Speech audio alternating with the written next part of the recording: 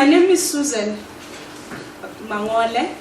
I'm currently working for the Department of Trade and Industry as an acting chief operating officer. When we bring investors to invest billions, we also want to create a linkage with our small businesses. That's what I was telling Johan to say. We've been supporting, we've been paying money, we've been dispersing money. I didn't put the figures here, but if you can check, an amount that we pay annually for the incentives is about 3.7 billion from the Department of Trade and Industry. But then small businesses, they get about a half of that, but they're not sustainable. Where is the problem? The problem is that they're not yet capacitated. When you start your business, you don't know anything. You don't have the market.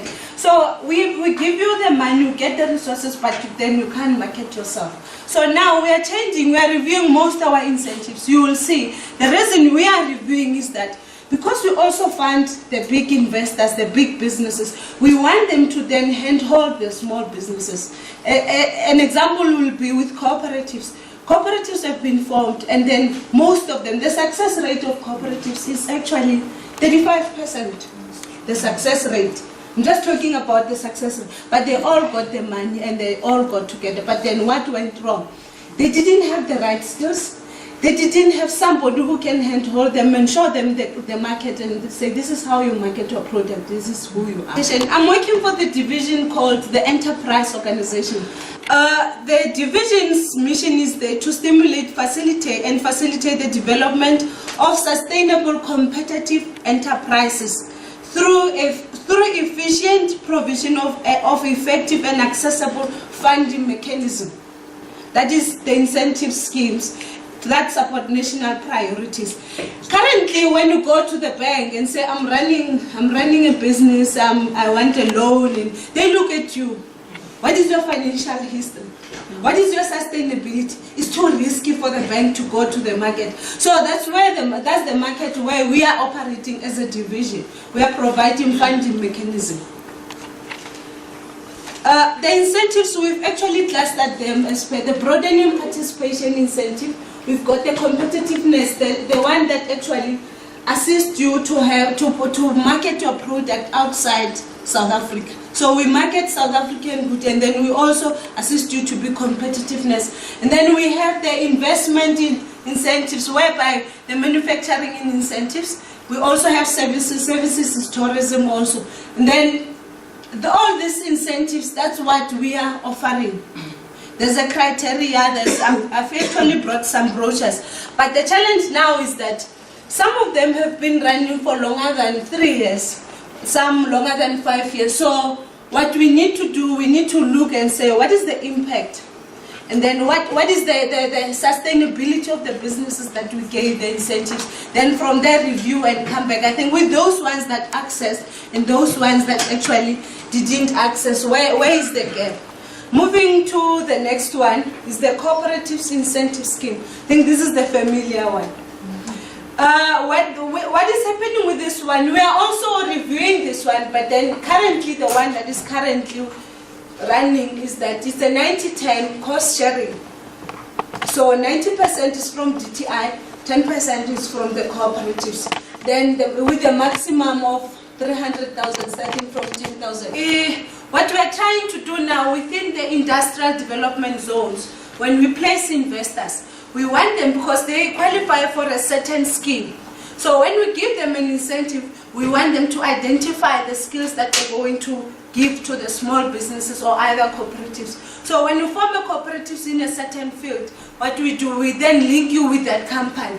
So what that company will do, will have to train you, they'll have to assist you where you struggle, and then by the end of the, because when they claim, they need to report to say, what did they do for the other cooperatives? The export market and investment assistance.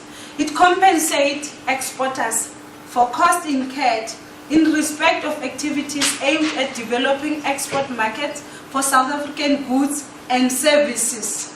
You see now? South African goods and services to recruit foreign direct investment into South Africa. So what is happening here is that South African manufacturers of products registered under SARS, South African Export Trading House, South African Commission Agents, South African Export Council Industries, and other businesses can apply. This scheme is the one that actually sells you outside. Once you've established, the other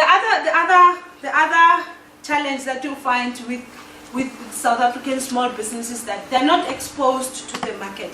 So within the agreement that we have with different countries like India, Brazil, China, and Japan, what we do, we actually arrange the exhibitions. Then we take our small businesses and then we take them to exhibit there. Or we take them, like for instance, in the shoe industry, we take them to India to check how do they do as a small business, because India, China, they've got a high success rate of the small businesses. So there are a lot of things that our small business can learn out of those countries. So that's where this scheme then comes. And even locally, we arrange exhibitions. We've got fashion weeks, we've got Decorex, we've got a lot of exhibitions that we organize. So what we do during those fashion weeks, then we get the local designers to come and then showcase what they're doing. And then for the Decorex, also the same. So for different industries, so we normally have those 2 weeks or a week-long exhibitions. It's either the Dome. Actually, we do it Durban, Joburg, and Cape Town. So the key thing is registering for tax, and then you can also register for tax exemption because our system and SARS system are linked. So there's nothing that we can do without the tax clearance. You should also register with CIPRO to form a cooperatives. But then what you are looking at, the investment, you are looking at for the job creation and also to promote investment. And then also demonstrate commitment to project. Like for instance, when you say you apply for 20 million from us, you must show for DTI to say, I have 10 million, that is why I'm applying. So that's a commitment from your side. And then viable project, we need a business plan, and need for project establishment and expansion must be substantiated. So like I said, that the number of jobs that you would be creating, and then the projection of the financial projection of your turnover, your profit, you have to then show that.